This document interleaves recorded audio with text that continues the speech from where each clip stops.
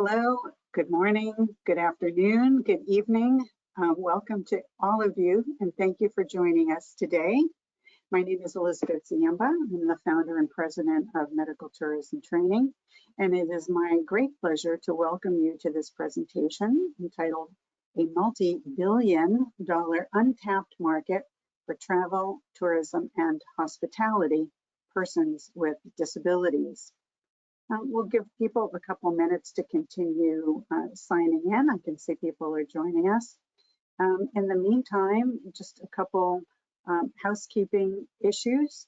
The presentation itself will be about 45 minutes, and at the end of the presentation, we'll have about 15 minutes for questions and answers.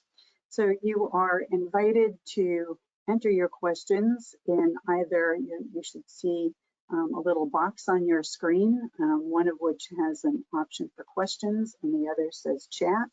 So if you click on either or both of those, you'll be able to enter your questions at any time. So if while you're listening to the presentation, you happen to think of a question, you can just type it right away, and at the end of the presentation, we will review all the questions and hopefully be able to answer, provide answers to all of them for you. So for the next slide, please, Fred.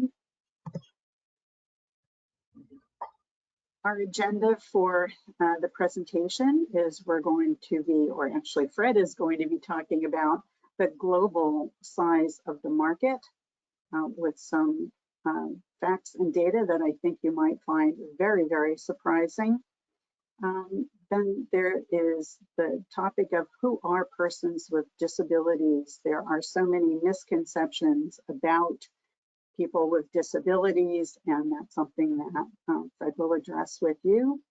And then, of course, we want to talk about how can organizations welcome more persons with disabilities.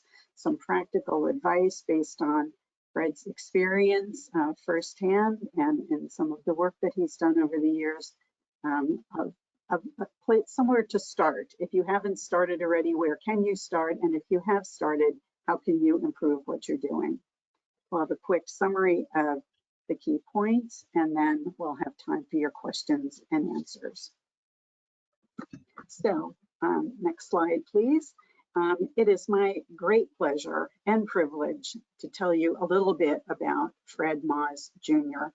For those of you who don't know about Fred, he suffered a life-changing spinal cord injury and became paralyzed from the chest down just days before starting his first year of college. He's used a wheelchair ever since, but that has not stopped him from great success in many ways, including obtaining degrees in business and marketing, as well as having a long and successful business career. Fred spent more than 30 years as a corporate executive working for Fortune 100 and Fortune 30 companies, traveling the world, building his expertise and reputation as an internationally recognized disability rights advocate, a keynote speaker, and accessibility travel and tourism expert. Most recently, Fred founded Maahs Travels in 2021 to promote and improve accessible travel. It is my great pleasure and privilege to introduce Mr. Fred Moz. Fred. Elizabeth, thank you very much for that gracious introduction. It's a pleasure to be here with you today, and a pleasure to be with everyone who's joined us. You know, it's as we all know, it's been a crazy couple of years. You know, for everyone around the world, having dealt with COVID and other pressures that have been put upon us, and the interesting part about it, as we start to come out of COVID in ways, when I say out of COVID, of course, where countries and cities around the world are relaxing the regulations because of the drop in the number of people who have COVID or impacted by it, and we see travel start to open up. There's this huge untapped market out there, and it's been there for years. It's which to me is no surprise, but it's unfortunate. As most of us know, the disability population is historically the most underrepresented and overlooked population, even though we're the largest demographic in the world. So that said, about, and estimates are, about 15 to 18, even 20% of the world's population has some type of disability. We are, on average, living longer, so that number is expected to grow. And by the way, that's the number of people that are reported who have a disability. I really feel that that number is much higher. So the global market is about 1.1, 1.5 billion people, again, living with a disability. And as we live longer, and as people, even as people reach the age of 55, statistically, they're going to encounter something. So if you look around the room, about 1 in 4, about 1 in 5, everybody on the earth has some type of disability right now. So we think about this market and we start to break it down, and we look at the numbers here. So we see that in Europe, there are about, as reported in 2015, about 135 million people living with a disability, 85 million in China, 61 million in the US, and almost 27 million in India. Those are the top 4 highest numbers of disabilities in countries around the world. And then we take that a little bit further. We've had estimates, according to the global economics on disability, that people with disabilities and their family members and caregivers have about 8 trillion, as high as $8 trillion in disposable income. So what does that mean? It means a lot, geez, in many ways. So if you think about this, more times than not, the disability population are stuck with this stigma of being poor or not able to afford things. But in many cases, that's not anywhere close to the truth. And when you look at these numbers, these estimates here of $8 trillion, the sad part is about 43%, only 43% of that 8 trillion is being spent on travel by people with disabilities. And that's because places either aren't accessible, or the places that are accessible aren't really promoting it, which is sad, right? So you think about it in 2 ways. You think about, so there's this huge number of people who have some type of disability and their family members and caregivers who aren't traveling because they just don't know about what places that are accessible, or you've got all of these people who aren't traveling because there's just huge lack of access. Access in many ways, and we're going to talk about that. So those are some of the things that we're hoping to change. We're hoping to impart knowledge on that will get people to think about things a little bit differently, and think about all of the reasons why the world should be accessible to everyone. That's my mission, and we want people to get out there and enjoy everything that the world has to offer. But let's talk about people with disabilities.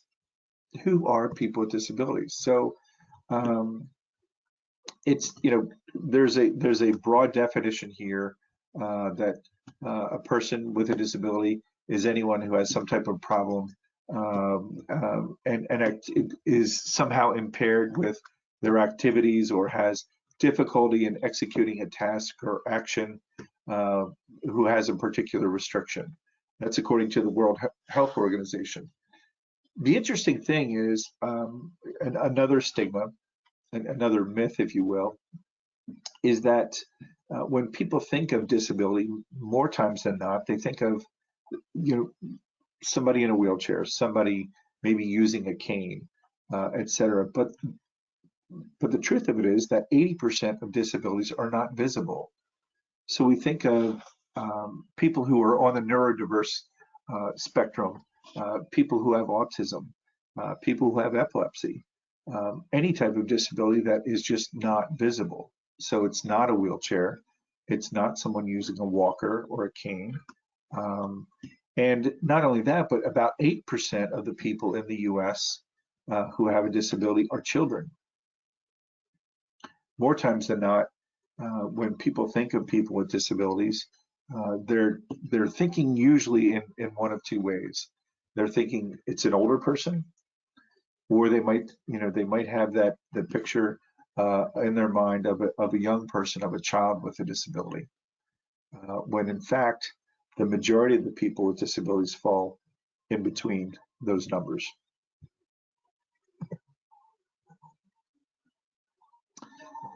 Just a visual representation of different types of disabilities and people with disabilities in different types of activities.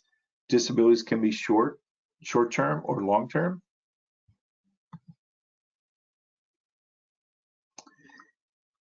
And now we want to move into our next discussion here. How can you welcome people with disabilities? What can you do? What services can you offer to attract more people with disabilities? Well, in many ways you already do, right? Some of the signage that's provided, some of the mechanisms that are provided in places of business, in restaurants, hotels, office buildings, etc. But a huge part of the population is still being left out, and things that still need to be improved upon. We think about here in the US, the Americans with Disabilities Act that was passed in 1990. Huge progress when that act was passed to help remove a lot of the structural barriers, a lot of the ways that people with disabilities were discriminated against when they were applying for jobs, etc. But still, in many ways, people with disabilities are discriminated against with what we call these attitudinal barriers. These we now refer to as ableism. So you think about the world, and it was built, the way it was built was primarily for people who don't have a disability, and we're slowly moving to more of a universal design where people of all abilities and all ages are able to have access and able to participate and able to do everything that everyone else can. When we talk about people with disabilities, and we want to attract a bigger share of the market, I always say that it's more than a ramp, and that goes back to my statement that it's more than just someone who needs a ramp, someone who's using a wheelchair. We have to think about everything, the entire, the broad spectrum of what we're referring to: inclusion, support services, information, safety and enforcement. This entire infrastructure that has to happen in order to meet the needs of people with disabilities. First and foremost, people with disabilities have to be included in the discussions, right? It's, people, the disability community has a saying, nothing about us without us, which means if people with disabilities are going to be fully included and considered and thought of as members of society, then we have to be included in the entire process, especially the design, the implementation, the oversight of everything that benefits all people. We shouldn't be an afterthought as many times as we are. And even speaking to things that in the built environment, to include people with disabilities, or to make sure that things are accessible, people with disabilities should be included in the planning process. When structures are being built, and in the design process, the implementation, the oversight, it should not be a retrofit situation, as many times is the case, and we have to get through that first, that entire process of retrofitting all of the existing already built structures to get to a phase where people with disabilities finally are part of the process and things are built, keeping all people in mind.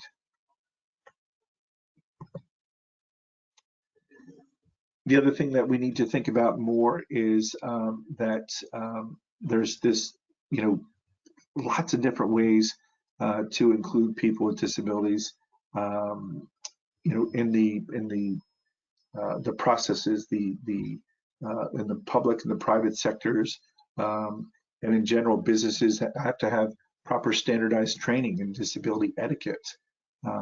Learn how to communicate with people with disabilities. Learn, what are the right things to say, and many times what not to say.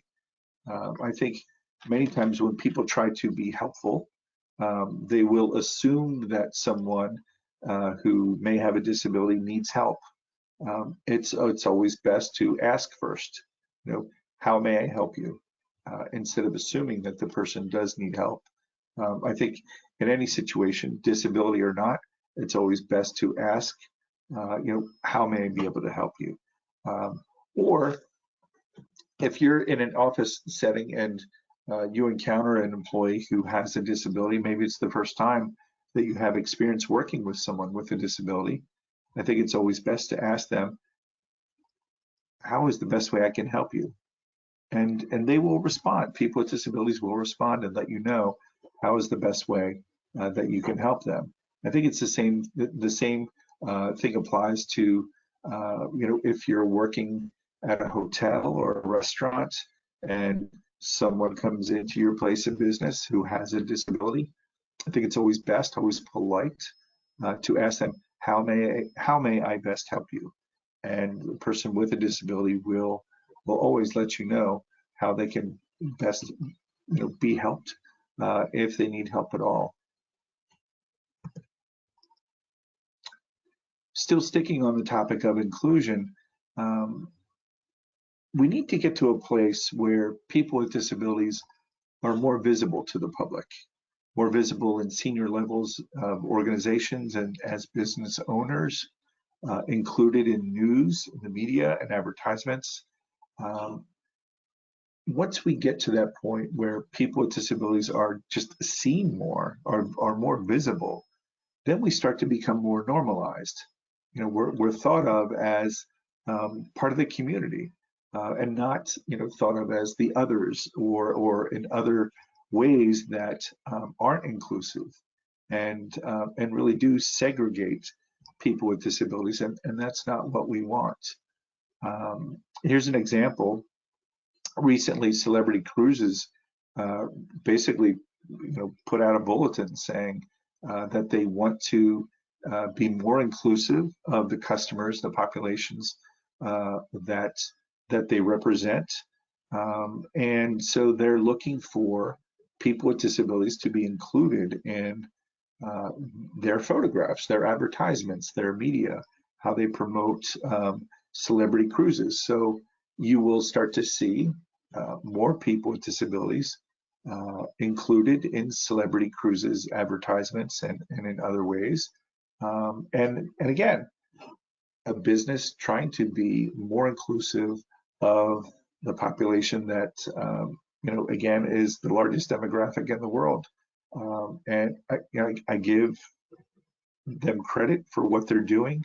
I think this is a great way to start to better represent people of all abilities. Still sticking with the thought of inclusion, and going back to what I just said a few minutes ago, that as more people with disabilities are more visible, and the more we become just part of everyday media, we become more normalized.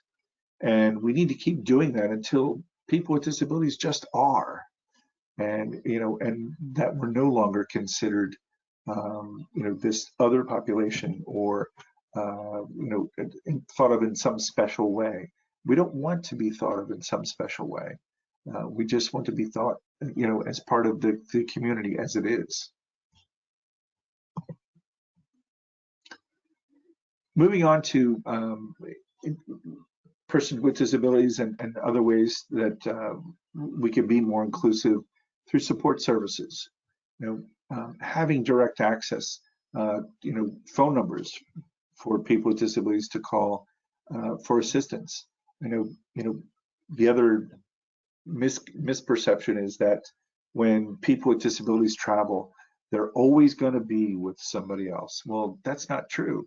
I've known over my tenure of traveling over the decades, probably 90% of that travel, I was traveling by myself on business. When I got to the destination, sometimes I would meet colleagues and whatnot, but typically I was traveling alone. And having some type of direct access to a specialized phone number, if I needed assistance for anything, if my wheelchair broke, if I encountered issues with accessible transportation, etc., would be extremely helpful. And for many people with disabilities, they rely on their devices, right? So it might be their cell phone, it might be their computer, it might be other assistive technology, but having free and available Wi-Fi service to be able to connect with whatever service they may need immediately is definitely valuable.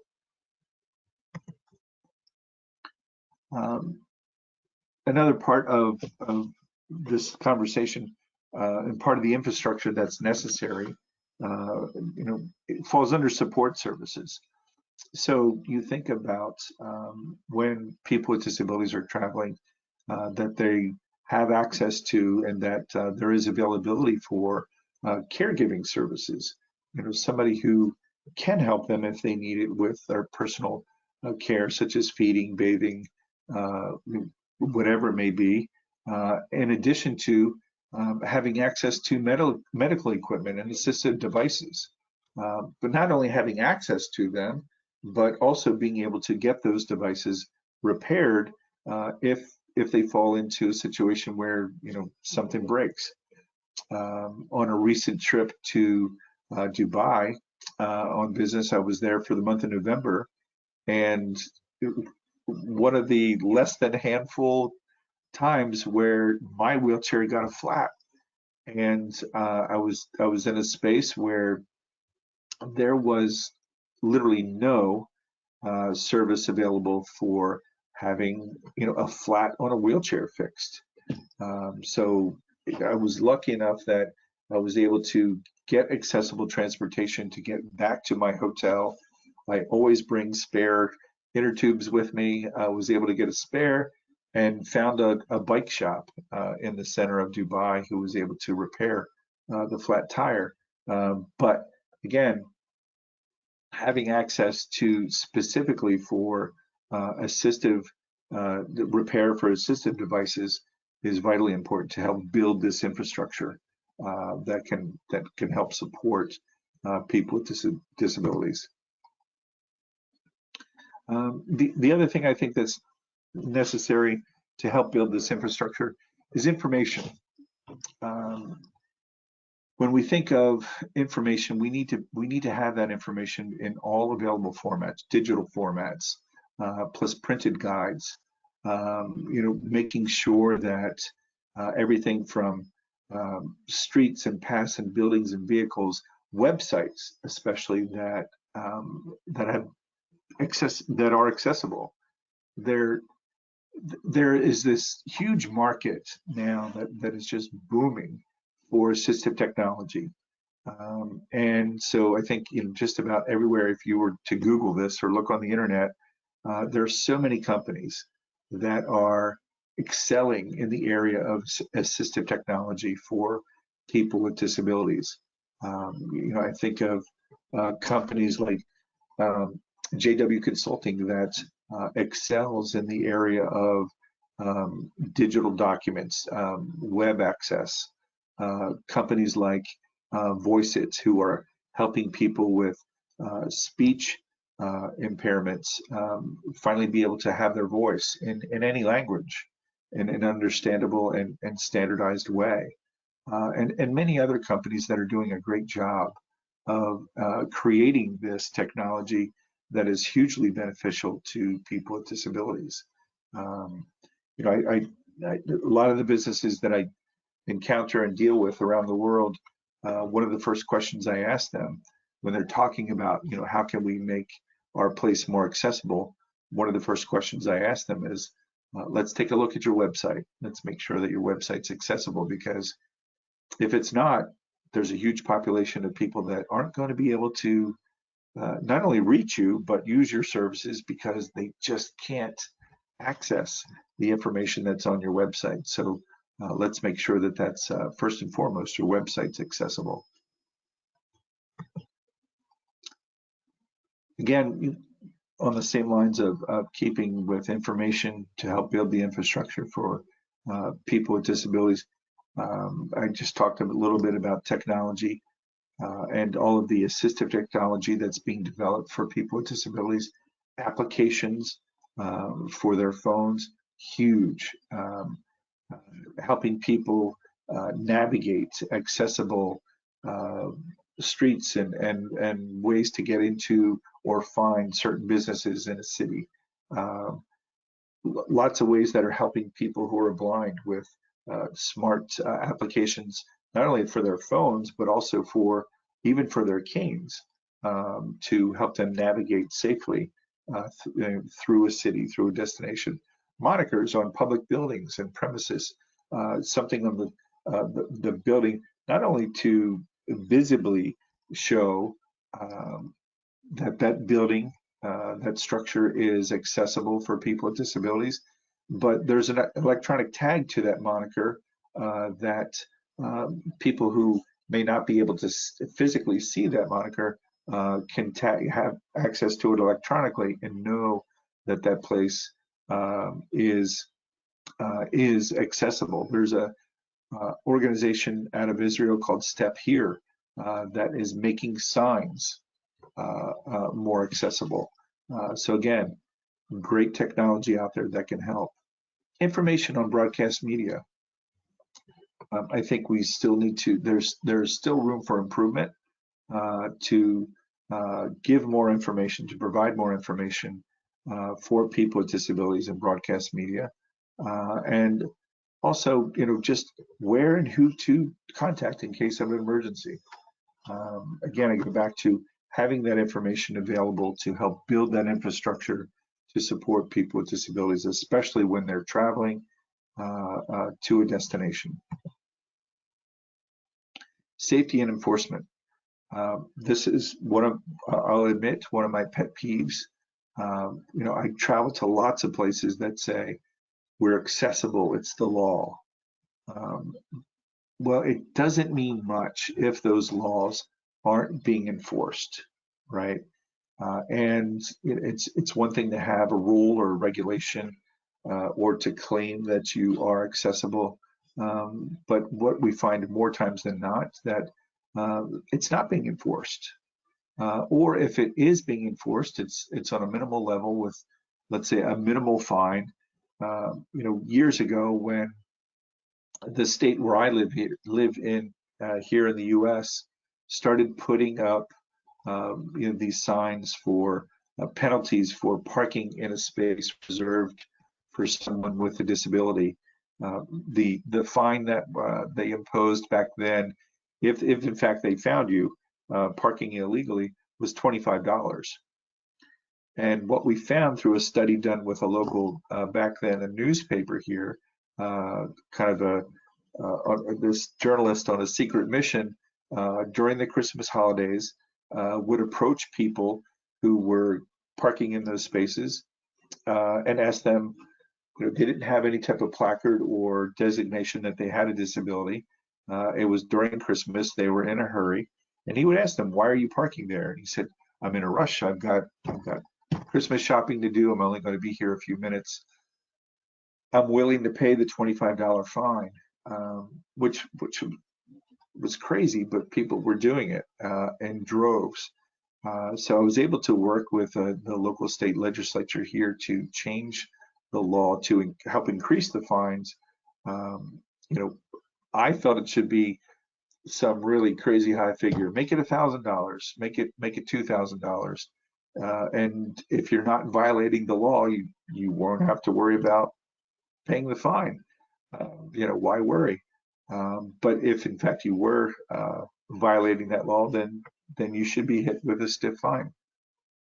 All to say, we need to ensure that rules, regulations, laws that are in place or should be in place for people with disabilities are being enforced. Just a visual example of just different things around what's necessary for accessible travel. We know the whole situation right now with COVID and wearing masks, and that's starting to change. We feel that businesses they have to, in order to be a leader, in order to be competitive, in order to stay ahead of the curve, businesses need to continue to innovate. And frankly, the only way to innovate is to be inclusive.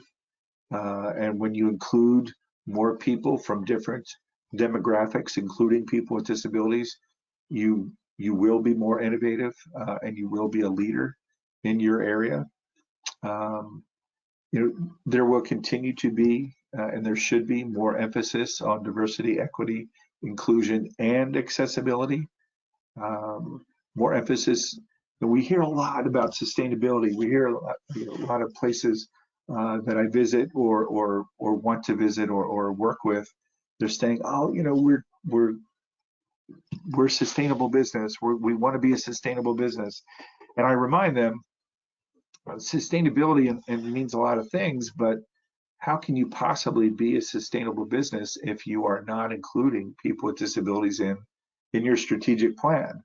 And they kind of look at you funny, and I said, well, listen, if you aren't accessible and if you're not including people with disabilities in your planning process, you're essentially working your way out of business. And what do you mean by that? I said, well, if you think about it, if you're a hotel, for instance, and you're not accessible or you're not very accessible, again, going back to some of the numbers we talked about earlier, statistically, people over the age of 55 are going to encounter some type of disability in their life. Almost every person over the age of 55. So if it means trouble, climbing stairs, or you're having difficulty seeing or reading something, whatever it might be, or the ability to lift something off a floor or out of a closet. I remind these hotels that what you're doing is you're basically saying to people over the age of 55, thanks for staying with us while you were young. Now that you've reached the age of 55, we're not going to be able to help you. And that's when they start to realize that, they want to welcome people not only of all ages, but of all abilities. So they must, in order to be sustainable, be accessible to all people. Assistive technology is available. It needs to be adopted. I think more of it will continue to be created. And I think there are lots of great startups, lots of companies out there that are really excelling in the areas of assistive technology, and it's only going to get better. And we need to include that assistive technology in the places of businesses that operate and can accommodate people with disabilities. So if it's some type of aid for people who are blind, or if it's some type of aid who are people who can't speak, or other technology that's out there that can help your business be more accessible to people with disabilities, we should adopt those technologies. we should engage with those companies. It's not expensive. Here in the U.S., it's a business expense, so you should take advantage of that. And when we talk about accessible tourism, the time for that is the time for it's now. It's been too long that people with disabilities have been excluded from accessible travel in so many ways. We see more places starting to pay attention to the needs of people with disabilities, but more needs to happen. And again, we need to be part of the planning and the strategic planning, the implementation, the execution, and then the oversight of everything that's being built to ensure that it's accessible for everyone. So a couple of the key points coming out of this presentation. People with disabilities, this huge demographic, have money to spend. There's a demand for the services and experiences out there, and we need to dispel the myths and fears of people with disabilities. I think when you think about all the right reasons that places should be accessible for people with disabilities, you want to be thought of as being more inclusive. It's when you are more inclusive and you include people with disabilities, and the accessibility to your place of business, your company image, your brand image is going to be elevated. People are going to think about coming to your place more. Statistically, people with disabilities are more loyal to the companies that accommodate their needs. We have to really change our way of thinking about people with disabilities and realize that it could be anyone at any instant. It could be you, it could be me, it could be anyone. That could happen. Anything can happen at any point in their life that can impact their lives and have an effect on them. And we need to realize that it's the right thing to do, but it's also, there's a pure business reason for doing it. I'll go back to that $8 trillion statistic I gave you. Many of the hotels or the ministries of tourism that I speak with, if they're not getting it for all the right reasons, and then I hit them with the dollars and cents, and I remind them that there's a huge market, and wouldn't they like just 1% of that market? That's typically when they start to pay attention. All going back to developing a strategy and a plan to deliver more services, more opportunities, more experiences. Remember that, it's one thing to have an accessible hotel, but we have to make sure that the community around that hotel, that destination, is also accessible. It would be horrible, in ways that you can imagine a person with a disability getting on a plane, finding an accessible cab or a taxi from the airport to the hotel. The hotel is accessible, and then what? What about the activities? What about the area? What about the restaurants, the shops, the beaches, the other activities? We want to experience those things too. We don't want to be just stuck in a place. And again, going back to all the right reasons why it should be done, but people with disabilities have money to spend. They want to spend that money not only in your hotels, but in your restaurants, in your places of business surrounding those hotels. So lots of ways that I think people need to think about accessible travel and tourism differently. Again, the largest demographic in the world, and it's going to continue to grow. And if you're not doing anything about making sure that your place of business, your travel destination, is accessible now, I think you're missing out on a huge opportunity. You're going to be behind everyone else who is. And that $8 trillion number, by the way, that's going to grow. So for all pure business reasons, wouldn't you like at least 1% of that? And so we're here to help. We're here to help.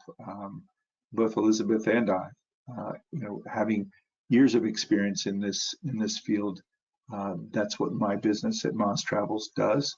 We help inform and educate businesses, ministries of tourism, countries, governments about how to make their places, their destinations, their businesses more accessible, and also provide the training to each of those areas of how to work with, how to hire, how to employ, how to coach, how to communicate with people with disabilities. Elizabeth, thank you.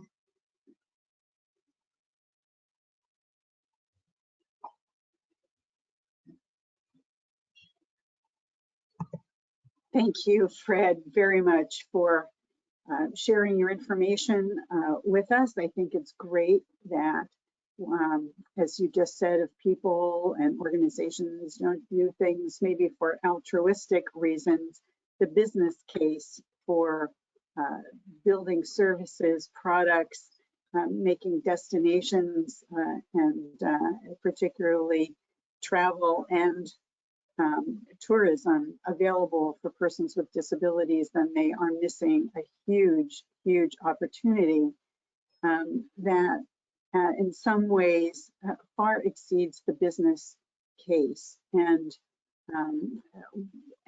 the conversations now about, of course, inclusivity, diversity, equity, all of those things, when they start happening and are part of the fiber and the thinking and the character and personality of businesses and organizations, it's not a 1 + 1 = 2. It becomes 1 + 10 + 20 + 50, and the results can really be quite remarkable. So let's take some time for questions here, and let's see.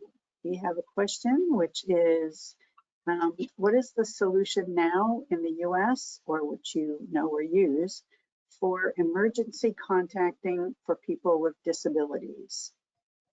So are there particular systems or technologies? How would that work? So I think in many cases, people are still using the 911 system, when they have access to a phone or a device to try to contact someone. Would love to have literally a special number for medical emergencies for people with disabilities that automatically designate. I know there's technology on devices like an iPhone where you can enter emergency information about you that when first responders, let's say if they were able to get to you, would have access to that information on your phone.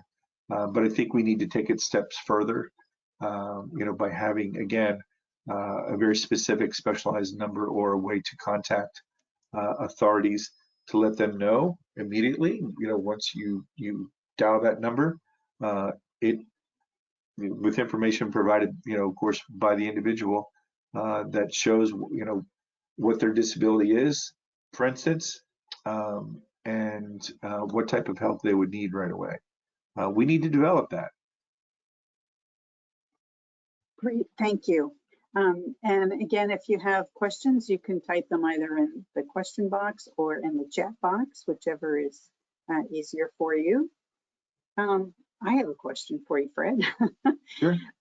You've talked a lot about people who have visible disabilities, and also the large number of people who have invisible disabilities. So for that, to me, in medical travel, I think about people with chronic diseases. It could be people with asthma. It could be people with diabetes, individuals who might have severe allergies.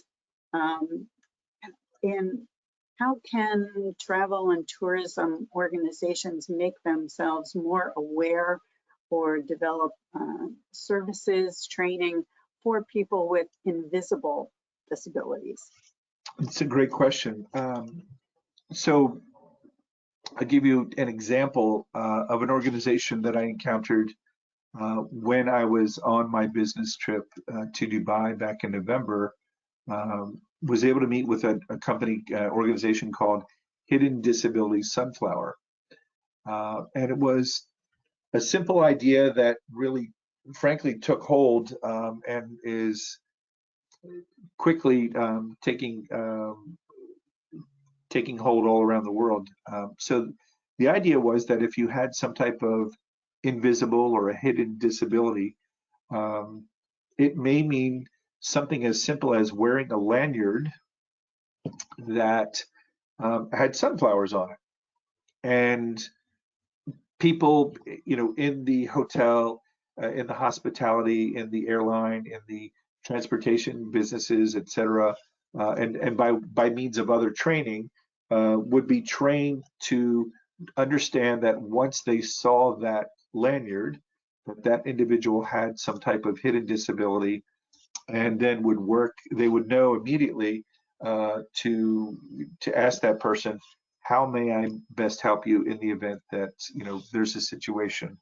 Um, that's one example, and I forget what the number is, but there are thousands of airports around the world that have worked with Hidden Disabilities Sunflower and other businesses, not just airports, but there needs to be that type of mechanism, I think, something visible or some type of, for people who can't see, maybe some type of electronic device or application or tag to that person that can help, inform others of what their disability is in the event of some type of emergency or a situation where they need assistance.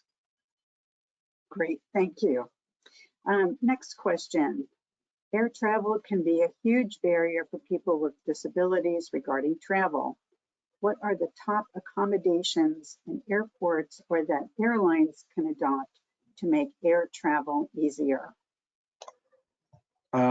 Top accommodations. Well, I know there's a huge debate discussion going on right now between the disability community and airlines. It's been going on frankly, for many years, about the ability not only to be safely, seated in an airplane, but many people in the disability community feel it's important to be able to have their own wheelchair, especially a power wheelchair, um, on the plane with them and seated in that seat, because too many times, and there have been documented thousands of cases where airlines unfortunately have damaged wheelchairs, other assistive devices, while those devices were in the cargo hold.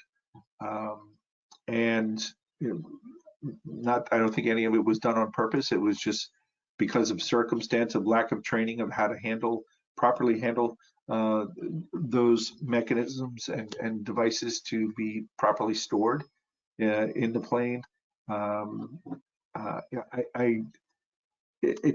There are so many debates right now about the proper training.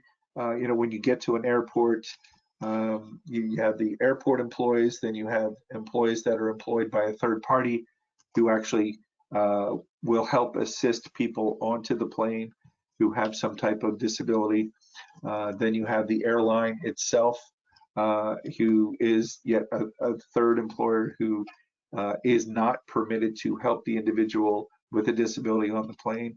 I think we need to, and the Department of Transportation is looking at this right now.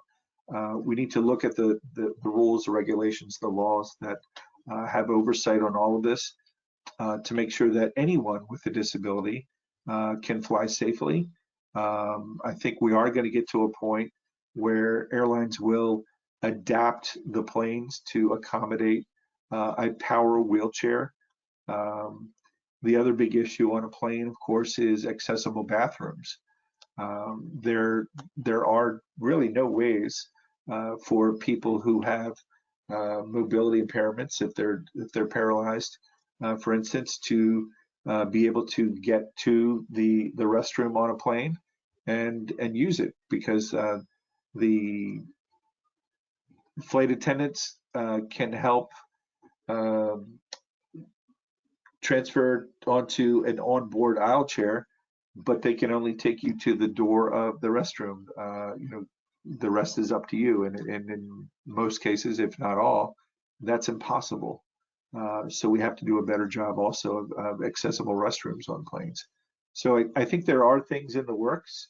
There are a lot of things that still need to happen. I think going back to the Americans with Disabilities Act, it was a start, and I think that Congress and others knew that there's still a lot of things that need to happen and change and take effect in order for people with disabilities to be accommodated. And airplanes, that's a really good example. Great, thank you, Fred. Thank you. The next question is, how is the auditing and educational part best to be addressed? So I think that question gets at the heart of how does one confirm or have confidence that some place is as accessible as it claims to be. And the educational part, I assume, would refer to training. Yeah, so I think part of that goes back to having a very set, specific, standardized way of audits and assessments for places who claim to be accessible. We can use the ADA as a guideline, but again, it's not enforced it's not enforced to the degree that it should be. We don't have ADA compliance officers roaming the streets making sure that places are accessible. And unfortunately, what it usually boils down to is someone who encounters a situation of a lack of access, and then usually contacting a lawyer. And here in the U.S., things are very litigious. I think it again goes back to making sure that if we have laws and regulations like the Americans with Disabilities Act, that they are enforced. So I do think that there needs to be some type of oversight for businesses who claim to be accessible. I think there needs to be a set standard of audits and assessments that are done. People will claim that they're based on the Americans with Disabilities Act. Others don't. But let's have a set standard of what those audits and assessments look like.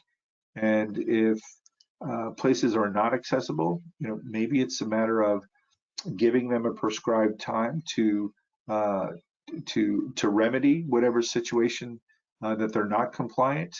And then if they choose not to remedy that situation, then oversight steps in, and maybe that's when perhaps fines or other things are levied for people who choose not to be compliant.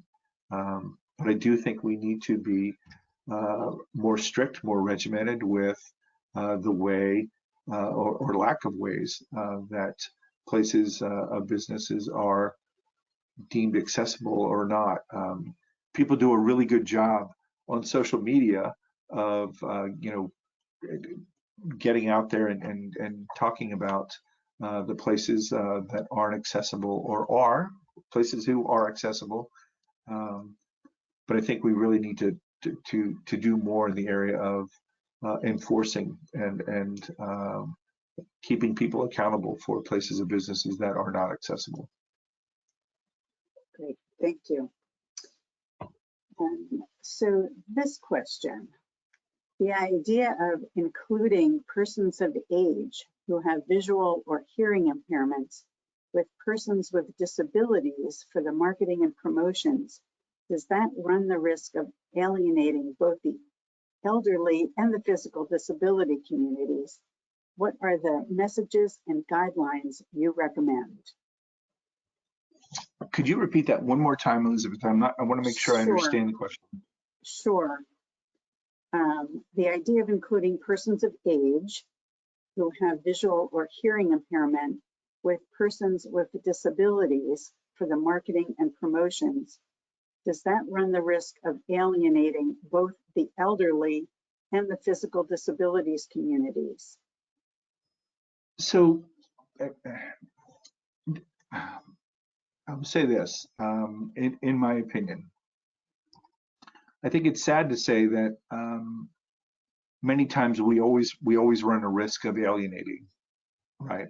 But if we err on the right side of doing things, if people are elderly and they have some type of visual or hearing impairment, then they have a disability and they should be included with the disability population. There's always a risk. There's always going to be a risk, and that goes back to the reasons why we should break down all of these stigmatisms and misperceptions about people with disabilities, and all the reasons why we should be more inclusive.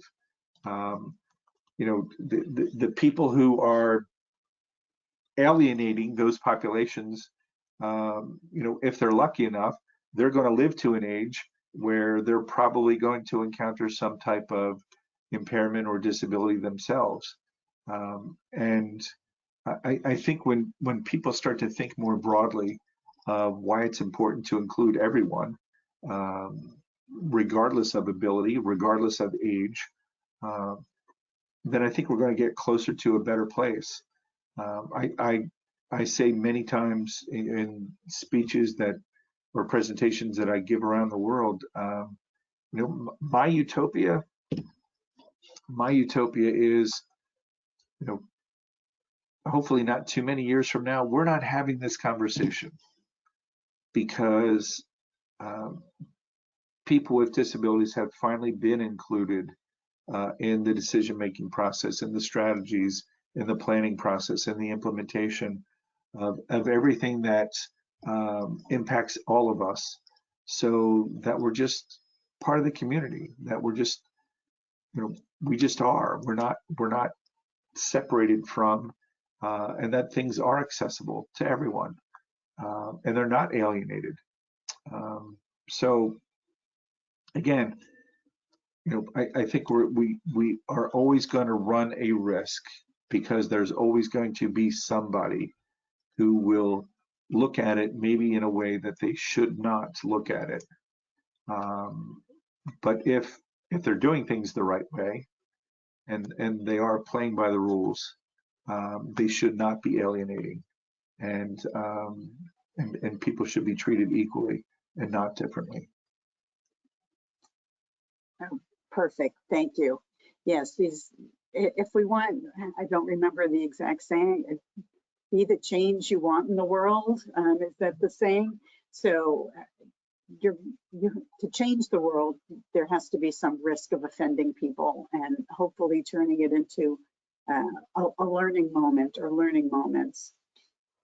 But yes, we don't want to be stuck in old ways of thinking and seeing people in a world that's changed so very, very much. I have a couple more questions here. Do you have a sample of a hotel with the most options of accessibility? If yes, where is it, and what main accessibility issues, accessibility options do they have? So who are some of the 5-star accessibility champions out there? You know, so I've read a lot. I've not been able to experience this firsthand, but I want to. I would love to travel there. I've read a lot about a fairly new hotel in England called the Brooklyn, and I believe it's in Birmingham. I believe it's in Birmingham, England. But the entire hotel was not only built to be accessible to all people, but all of their staff have been trained to work with people of different types of disabilities, both visible and not. So from all indications, at least that I've read and have been told about right now, that's probably the number one, if not one of the few places right now that have really been built with all people in mind, and people with disabilities were part of the planning, the outfitting, and then even the oversight of this particular hotel. So shout out to the Brooklyn for doing a great job. There are other places, lots of places in the world that have done a really good job with accessibility, but still need improvement. But again, I think from all indications, this place in England could be the standard, could be the bar that hotels need to get themselves to. Well, I hope you get a chance to travel there, Fred, and give us a report back. Love to. So I look forward to that. So we have run out of time. There are a few questions that we haven't gotten to, but we do have them and can respond to you individually to give you some feedback and answers to your questions.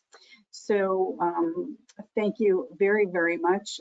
Thank you, Fred, for a terrific presentation, very informative, and I hope and believe that you will inspire a number of people to move forward and see the world in a little different way, see the opportunities, change their way of thinking about people with disabilities, and then start taking some actions to make the world a more inclusive and safer place for everyone.